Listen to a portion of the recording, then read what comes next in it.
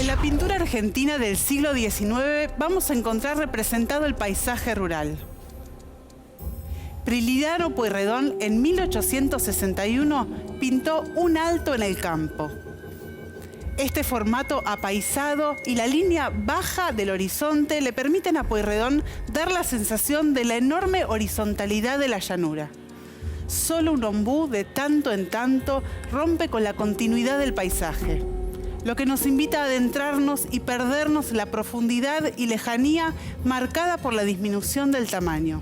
Al recorrer el primer plano podemos encontrar descripciones detalladas de los modos en los que los personajes deciden pasar el tiempo de descanso antes de volver a emprender el viaje en carreta.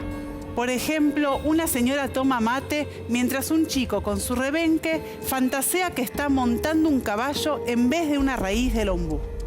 Pueyrredón realizó un compendio de motivos establecidos para la representación de la campaña rural desde los años 40. El camino de carretas, la familia rural, el galanteo amoroso, el gaucho en traje de pueblo, la ranchería con ombú, la cebada del mate por la paisana y el encuentro de paisanos a caballo. ¿Se acuerdan del año de la pintura? Es 1861. Esta escena seguramente referida a los Altos de Morón, camino a San Isidro. Retrata un instante fugaz, años antes del comienzo de la modernización, del llamado progreso.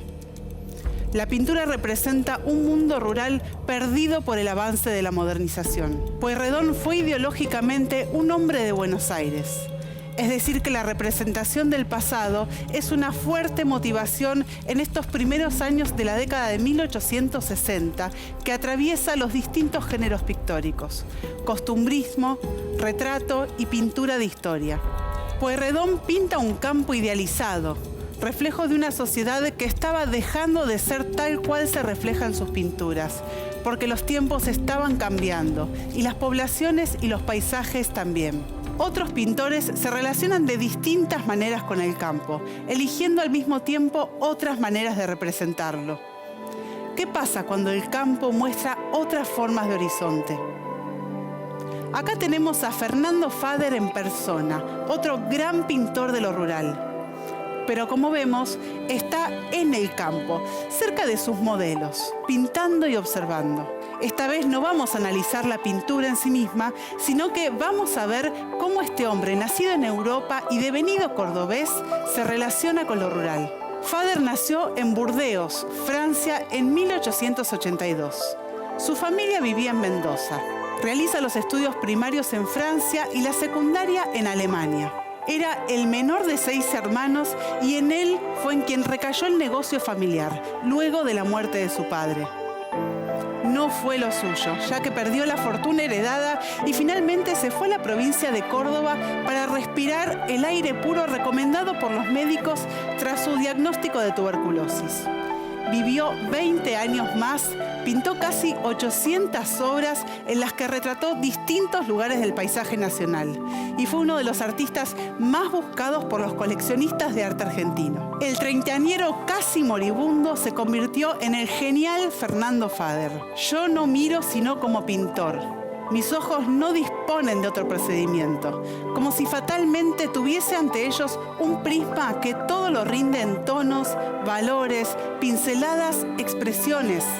Cuando miro la naturaleza, una piedra, un tronco de árbol, una vaca o un cerdo, lo miro ya pintado, tamizado por mi espíritu pictórico, expresó Fader en una entrevista para la revista Caras y Caretas. Así lo hizo, demostrando su destreza y talento en sus pinturas de género y costumbristas, como Caballos de 1904, Fin de invierno de 1918, Al solcito de 1922, Pocho en Córdoba de 1930. Erróneamente se le pone a Fader la etiqueta de pintor impresionista, cuando era un realista preocupado por los efectos de la luz sobre los objetos. Es el pintor de la soledad y el silencio, y según dicen textos contemporáneos a él, tenía una personalidad muy especial. Él creía ser un músico o un escritor frustrado. Era un hombre que hablaba 6 idiomas y se había recluido en Córdoba para sobrevivir. Nadie quería alquilarle una casa porque se creía en esos tiempos que la tuberculosis era contagiosa. Entonces se hizo su propia casa desde cero y la llamó Huerta Encantada. ¿Cómo imaginamos a Fader? ¿Europeo, como si esto fuera sinónimo de civilizado o culto? Según se lo describe en textos de la época, Fader era un hombre pequeño y que lucía la cara roja por pasar tanto tiempo a la intemperie. Se distinguía por el gesto hosco, acentuado por la boca apretada, que sumado a la lentitud de sus movimientos, dicen las descripciones, le daba la apariencia campesina. Palabras como rebelde, atormentado, huraño e irascible se repiten al tratar de describir su temperamento, así como también se destacan sus dotes de trabajador rural como sinónimo de incansable y febril. Pero aparentemente no se trataba solo de parecer un hombre de campo, sino que según cuenta el mismo Fader, la vida en el campo y su pintura estaban íntimamente relacionadas. Escuchen lo que decía. Los pintores de la ciudad creen que pintar un paisaje es venir a estos lugares, plantar un caballete y ponerse a pintar. La naturaleza no se entrega de inmediato. Y el paisaje no solo se ve, sino que también se conoce. Antes de pintar esta tierra, la he arado y más de una vez he interrumpido mi labor de pintor para tomar el arado y removerla. Vamos con otro pintor referente a esta temática. ¿Y este quién será? ¿Parece un hombre de campo? Uno de los primeros en aparecer referenciado si buscamos pintura, campo, Argentina, es este señor, porteño, muy elegante y moderno en el vestir, fumador en pipa y amante de la música clásica. A los 35 años realizó su primera exposición como aficionado y con gran éxito. A partir de ahí, se abrió la puerta a su vocación por la pintura. Aunque vivía en Buenos Aires, de niño pasaba sus vacaciones en la estancia materna Los Ángeles, en General Madariaga, a 30 kilómetros de la costa atlántica. Tenía 9 años cuando, para entretenerse en los días de lluvia, empezó a dibujar sus primeros gauchos. El capataz de estancia era Tiléforo Areco y se transformaría en el personaje principal de sus cuadros. Un detalle de sus obras eran los 2 estribos de los caballos, herencia de su familia. ¿Ya saben quién es? ¿Lo buscamos en algún viejo calendario? Sí, es Florencio Molina Campos. Cuentan que cuando expuso por primera vez en la Sociedad Rural Argentina, sus caricaturas gauchescas realizadas al pastel y sus estampas suscitaron un singular interés entre el público habitual de los certámenes rurales. Eran algo nuevo, una manera de representar a los gauchos distinta a las conocidas hasta ese momento. Dice el artista acerca de su manera de dibujar y pintar: mi técnica consiste en eliminar sin vacilaciones detalles que, por no añadir nada interesante, solo sirven para recargar el cuadro y oscurecer su verdadero sentido. Acentúo lo característico, lo auténtico del gaucho, de su ambiente, haciéndolo resaltar casi hasta la estilización. El gaucho, al verse representado así, se reconoce, siente que aquello es verdadero y lo admite sin recelos, porque nunca lo muestra en situaciones arbitrarias.